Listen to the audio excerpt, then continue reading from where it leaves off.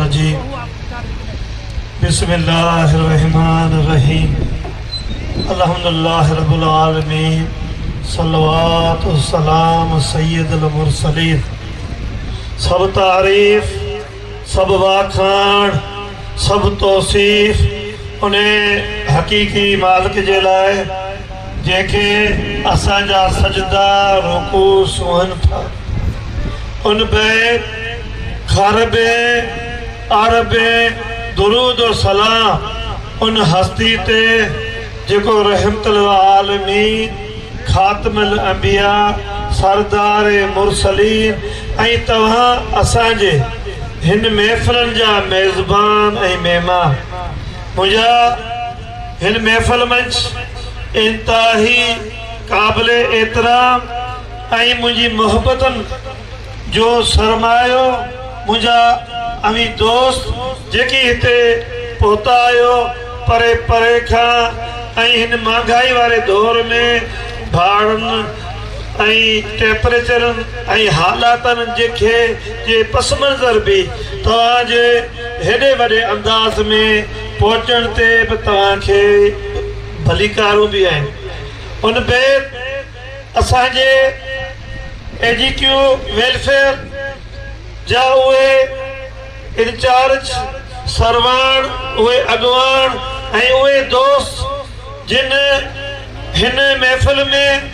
कंहिं न कंहिं तरह सां हिसो पती वरितो, उहो रद पत्याल जो हुजे, इंतिज़ामिया सिक्योरिटी जो हुजे, बिलखुलूस इंफॉर्मेशन टीम जे मुसलसल वॾी जाखोड़ कई ऐं महीने ताईं इन दावत खे उन मुसलसल पंहिंजो क़ीमती वक़्तु कढी ऐं इन दावत खे तव्हां तक ऐं ॿियनि तक ऐं उन्हनि पहुचायो। उन खां पोइ हिन पिंडाल खे सजाइण जे लाइ हिन पिंडाल खे सिंगारण लाइ असांजे उन मुहिब दोस्त शबीर गुरफत जी टीम उनजा भाइर असांजो नायक ऐं असांजो भाऊ रजब ऐं उन सां गॾु पूरी उन टीम उनजी मुसलसल जाखोड़ ऐं इन पिंडाल जे लाइ पंहिंजा मुसलसल थी ऐं उन खां पोइ उहा बि टीम जिन जे पंहिंजी उन इंतिज़ाम जी हर तरह सां उन्हनि सिक्योरिटी कई ऐं तव्हांखे पुरअमन अंदाज़ सां हिते विहारियो ऐं तव्हांखे इज़तनि ऐं उन मान ऐं मर्तबे सां मानी खां वठी ऐं तव्हांखे उन्हनि पिंडाल तक उन्हनि आंदो। उन्हनि जूं बि महिरबानियूं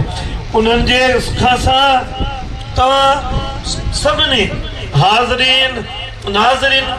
मुंहिंजी त इहा ख़्वाहिश आहे त तव्हांखे ऐं मोहबत सजा हिकु हिकु फ़र्द खे वॾा भाकर पाए ऐं तव्हांजी उन पेशानी खे चुमां, छो त तव्हां हिन दौर मंझि पंहिंजो क़ीमती वक़्तु कढी तव्हां हिन महबूब साईं जे उन सॾ ते उन महफ़िल ते तव्हां अलाह जे किथां किथां खां 7 किलोमीटर जा फ़ासिला तय करे हिते तव्हां पहुता आहियो। ऐं मूंखे इहो बि मालूमात आहे तव्हांजे अहिड़ा बि असांजा फ़र्द आहिनि जिन जे घरनि में फ़ौतगियूं थियल आहिनि, कंहिंजो वालिद फ़ौत आहे, कंहिंजो सफ़ा वेझो अज़ीज़ फ़ौत थियल आहिनि। उन्हनि हूंदे बि उन्हनि खे जा बि उन्हनि सदमे जे हूंदे बि पोइ बि अॼु मूं उन्हनि खे हिते तव्हां मंझि महसूसु कयो ऐं उन्हनि पंहिंजो ग़म तव्हां सां असां सां मिली पंहिंजे उन ग़म खे बि ख़तमु करण जी उहा कोशिशि कई। मुंहिंजा सभी दोस्तो तव्हां जेके वरी बि हथ जोड़ी मोहब्बत इज़त चाहत ऐं तव्हांजे लाइ तमामु घणनि दुआनि सां ऐं उन बारगाह में उते वञी बि तव्हांजे लाइ दुआनि सां रूहानी तौर तव्हांजे लाइ दुआनि सां तव्हांजे हर मसइले जी लाइ दुआनि सां तव्हां सां जेकी बि थियल जेकी भी थे इन माशरे जा जेकी भी तव्हां ते गम हावी आहिनि तव्हां ते परेशान आहिनि उन्हनि सभिनी खे जी उन्हनि दुआऊं तव्हां ईअं को बि न महसूसु करे त को बि तव्हां जे न मिलिया आहियो त तव्हां तक उहा दुआ उहा रहमत उहा पंहिंजा बि तव्हां तक न पहुती हूंदी उहा तव्हां वटि पुॼे बि उन्हनि सभिनी समेत तव्हांखे अस्सलाम अलैकुम। मुंहिंजा दोस्तो, ही असांजी सालियाना महफ़िल कसरत दुरूद पा जेका काफ़िनि सालनि खां इहा जेका सो हलंदी बि रहे। अॼु उहा महफ़िल जंहिंखे तव्हां मुख़्तलिफ़ उन अंदाज़ मंझि उनखे तव्हां का वरसी चओ, इवेंट चओ, सालियाना प्रोग्राम चओ या उन हस्ती जो उर्स तव्हां चओ, उन मंझि तव्हां असां अॼु हिते पहुतल आहियूं। मुंहिंजा दोस्तो, ही एजीक्यू वेलफेयर जंहिंजो बुनियाद जंहिंजो बेस असांजे उन महबूब रहबर बाबा साईं आमदली रहमतुल्ला अलैह जेकी लाल साईं जा दादला ऐं इंतहाई दादला उन्हनि खे उन हेडक्वार्टर जी उन परमिशन खां इहो हुकुम जारी थियो त तव्हां वञो ऐं वञी पैगाम मोहब्बत रसूल दुरूद पाक जे जेको वसीले आम करियो। पोइ उन कामल हस्ती, उन बेमिसाल हस्ती, उन हस्ती, उन हिकिड़े उन मर्द मुजाहिद खे उन चूंडे ऐं लाल साईं जे उन बारगाह मंझि वञी उन मोहिब खे त हयात सदर तौर उनखे मुंतखब कयो। हालांकि उन वक़्तु तमामु फ़र्द थोरा हुआ, पर बाबा साईं पंहिंजो पाण खे ज़ाहिर न पिया कनि। पाण हिकु आला तरीन मनसब ते हिकिड़े क़िस्म जा ऑफिसर हुआ ऐं पंहिंजी पाण खे उन ज़ाहिरत खां एॾो त छुपाइनि पिया जो उनजी पंहिंजी फैमिली खां वठी उनजे वास्तेदारनि ताईं बि कंहिंखे बि मालूमात न हो त हीअ हेॾी हस्ती जेका हेॾी टाई में पेंट शर्ट में ही केॾो उनजो मर्तबो ऐं मनसब उनखे एॾो त छुपायूं। इहे सभु इख़्तियार उन मोहिब साईं मामदली के हवाले कया। उहो मर्द मुजाहिद जंहिं वटि हिन जान जो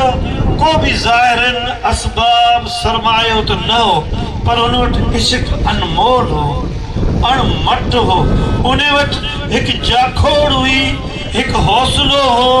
ऐं हिकु सर्टिफिकेट हो जेको उनखे पंहिंजे उन रहबर उन मुर्शिद जी बारगाह मां उनखे उहो विसूल थियो ऐं उहो चुमे उन्हनि पेरनि पंधनि उन्हनि उहे सफ़र कया, पंध कया। उन हर हंधि अॼु ॾींहं ताईं उन्हनि 40 सालनि जे अरसे खां पोइ बि उहे फ़र्द असांखे हर हंधि उहे माण्हू कंहिं शोबे में कंहिं हंधि असांखे मिलनि था त असांखे फिलाणे साल अॼु खां 30 साल अॼु खां 35 साल असांखे उन अॻु में उन हस्ती असांखे इहो तोहफ़ो इनायत कयो हो। केॾो वॾो कमु आहे, केॾी वॾी जाखोड़ आहे। उन कम में हलंदे हलंदे उन हस्ती सां जिते वफ़ाऊं थियूं उते बेवफ़ाइयूं बि थियूं। मुंहिंजा दोस्त, बेवफ़ाइनि जो हिकिड़ो वॾो सिलसिलो आहे। हज़रत नूह अलैहिस्सलाम सां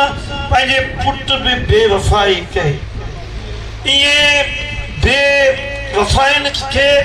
जेकॾहिं उनजो तारीख़ी जेकॾहिं जाइज़ो जेकॾहिं वठिबो त इहो वॾो हिकिड़ो दास्तान आहे। जिते वफ़ाऊं आहिनि उते जफ़ाऊं बि आहिनि, उते वरी बेवफ़ाऊं ॿियूं साम्हूं अचनि थियूं। जेकी बलगीर आहिनि, जेकी भाकरनि में उहे वरी अलॻि ऐं थलक बि थियनि था, छो त ज़ाहिर आहे, दुनिया आहे, अफ़वाहूं आहिनि, बग़ैर तस्दीक जे बग़ैर तहक़ीक़ जे अहिड़ियूं ॻाल्हियुनि खे छोड़ीनि था। उन तहत कुझु बेवफ़ाइयूं, कुझु वरी वफ़ादनि जे करे इहो बेवफ़ा